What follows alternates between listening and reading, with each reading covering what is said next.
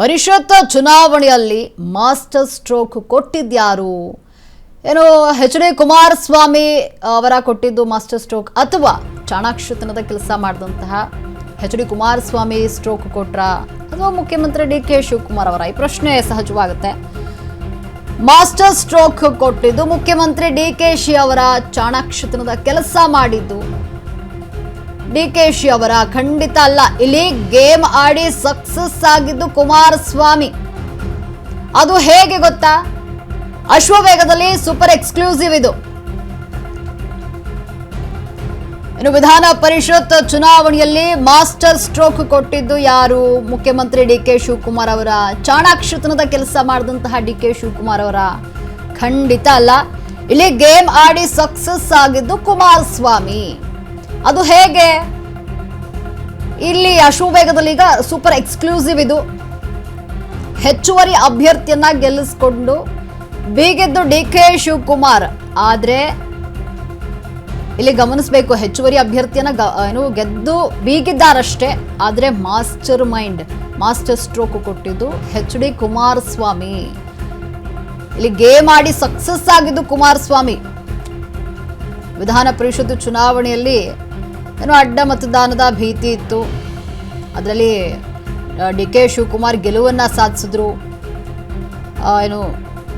ಚುನಾವಣೆಯನ್ನ ಕೂಡ ಗೆದ್ರು, ಅವರ ಅಭ್ಯರ್ಥಿಗಳು ಗೆದ್ರು.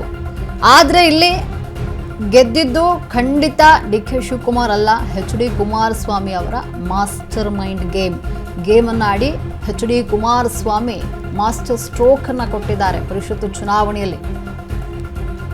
ಚಾಣಾಕ್ಷತನದ ಕೆಲಸ ಮಾಡಿದ್ದೀನಿ ಅಂತ ಡಿ ಕೆ ಶಿವಕುಮಾರ್ ಅವರು ಅನ್ಕೊಂಡಿರುವಂಥದ್ದು. ಆದ್ರೆ ಇಲ್ಲಿ ಚಾಣಾಕ್ಷತನದ ಕೆಲಸ ಮಾಡಿದ್ದು ಎಚ್ ಡಿ ಕುಮಾರಸ್ವಾಮಿ ಅವರು. ಗೇಮ್ ಮಾಡಿ ಸಕ್ಸಸ್ ಅನ್ನ ಕಂಡಿದ್ದು ಎಚ್ ಡಿ ಕುಮಾರಸ್ವಾಮಿ. ಅದು ಹೇಗ್ ಗೊತ್ತಾ? ಇಲ್ಲಿದೆ ನೋಡಿ, ಅಶ್ವವೇಗದಲ್ಲಿ ಸೂಪರ್ ಎಕ್ಸ್ಕ್ಲೂಸಿವ್. ಪರಿಷತ್ ಚುನಾವಣೆಯಲ್ಲಿ ಕಾಂಗ್ರೆಸ್ನ ಅಭ್ಯರ್ಥಿಗಳು ಗೆದ್ದಿರಬಹುದು, ಆದ್ರೆ ಅಸಲಿ ಗೇಮ್ ಅನ್ನ ಗೆದ್ದಂಥವರು ಎಚ್ ಡಿ ಕುಮಾರಸ್ವಾಮಿ ಅವರು. ಪರಿಷತ್ ಚುನಾವಣೆಯಲ್ಲಿ ಮಾಸ್ಟರ್ ಸ್ಟ್ರೋಕ್ ಕೊಟ್ಟಿದ್ದು ಯಾರು ಅಂತ ಒಂದು ಯೋಚನೆಯನ್ನ ಮಾಡಿದಾಗ ಗೊತ್ತಾಗುತ್ತೆ. ಇಲ್ಲಿ ಅಸಲಿ ಸತ್ಯ ಏನು ಅಂತ ಗೊತ್ತಾಗುತ್ತೆ. ಡಿ ಕೆ ಶಿವಕುಮಾರ್ ಅವರ, ಎಚ್ ಡಿ ಕುಮಾರಸ್ವಾಮಿರವರ ಅನ್ನುವಂಥದ್ದು ಇಲ್ಲಿ ಕ್ಲಿಯರ್ ಕಟ್ ಆಗಿ ಗೊತ್ತಾಗುವಂಥದ್ದು. ಹೆಚ್ಚುವರಿ ಅಭ್ಯರ್ಥಿಯನ್ನ ಗೆಲ್ಲಿಸಿಕೊಂಡು ಬೀಗಿದ್ದು ಸಿಎಂ ಡಿ ಕೆ ಶಿವಕುಮಾರ್ ಅವರು ಇರಬಹುದು. ಆದ್ರೆ ಇಲ್ಲಿ ಮೂರನೇ ಅಭ್ಯರ್ಥಿಯನ್ನ ಕಣಕ್ಕಿಳಿಸುವಂತಹ ಯಾವ ಯೋಚನೆಯೂ ತೂಗುಯಾಲಿಯಲ್ಲಿ ಕೂತು ಹಾಯಾಗಿದ್ದಂತಹ ಬಿಜೆಪಿ ಅವರಿಗೆ ಇರಲಿಲ್ಲ. ಮೂರನೇ ಅಭ್ಯರ್ಥಿ ಗೆಲ್ಲಲ್ಲ ಅಂತ ರಿಸ್ಕ್ ತೆಗೆದುಕೊಂಡಿರಲಿಲ್ಲ ಬಿಜೆಪಿ.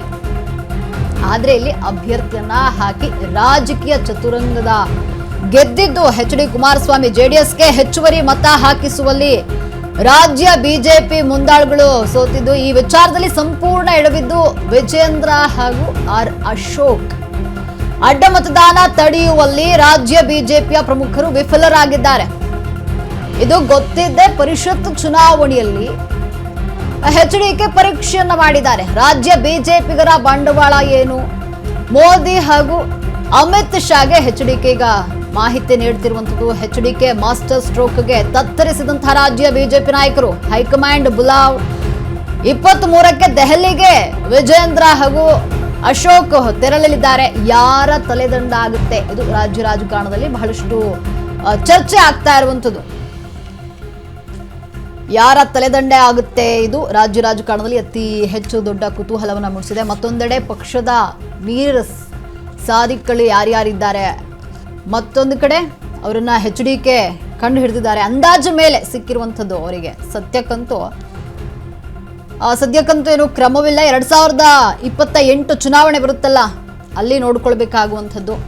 ಹೆಚ್ಚುವರಿ ಅಭ್ಯರ್ಥಿಯನ್ನ ಗೆಲ್ಲಿಸ್ಕೊಂಡು ಬೀಗಿದ್ದು ಡಿ ಕೆ ಶಿವಕುಮಾರ್ ಅವರೇ ಇರಬಹುದು. ಆದರೆ ಇಲ್ಲಿ ಗೆದ್ದಿದ್ದು ಮಾತ್ರ ಎಚ್ ಡಿ ಕುಮಾರಸ್ವಾಮಿ ಅವರು. ಅಂದರೆ ಹೆಚ್ಚುವರಿ ಮೂರನೇ ಅಭ್ಯರ್ಥಿಯನ್ನ ಹಾಕಿ ಮಾಸ್ಟರ್ ಗೇಮ್ ಪ್ಲಾನ್ ಅನ್ನ ಮಾಡಿದ್ದು ಎಚ್ ಡಿ ಕುಮಾರಸ್ವಾಮಿ ಅವರು. ಬಿಜೆಪಿ ಮುಂದಾಳುಗಳು ಈ ವಿಚಾರದಲ್ಲಿ ಸಂಪೂರ್ಣವಾಗಿ ಎಡವಿದ್ದಾರೆ. ಅದರಲ್ಲೂ ಆರ್ ಅಶೋಕ್ ಹಾಗೂ ವಿಜೇಂದ್ರ ಸಂಪೂರ್ಣವಾಗಿ ಎಡವಿರುವಂಥದ್ದು. ಜೆಡಿಎಸ್ಗೆ ಹೆಚ್ಚುವರಿ ಮತ ಹಾಕಿಸುವಲ್ಲಿ ರಾಜ್ಯ ಬಿಜೆಪಿಯ ಮುಂದಾಳುಗಳು ಸೋತಿದ್ದಾರೆ. ಈ ವಿಚಾರದಲ್ಲಿ ಸಂಪೂರ್ಣವಾಗಿ ಎಡವಿದ್ದು ವಿಜೇಂದ್ರ ಹಾಗೂ ಆರ್ ಅಶೋಕ್. ಅಡ್ಡ ಮತದಾನ ತಡೆಯುವಲ್ಲಿ ರಾಜ್ಯ ಬಿಜೆಪಿಯ ಪ್ರಮುಖರು ವಿಫಲರಾಗಿದ್ದಾರೆ. ಇದು ಗೊತ್ತಿದ್ದೇ ಪರಿಷತ್ ಚುನಾವಣೆಯಲ್ಲಿ ಪರೀಕ್ಷೆಯನ್ನ ಮಾಡಿದ್ದಾರೆ ಎಚ್.ಡಿ. ಕುಮಾರಸ್ವಾಮಿ.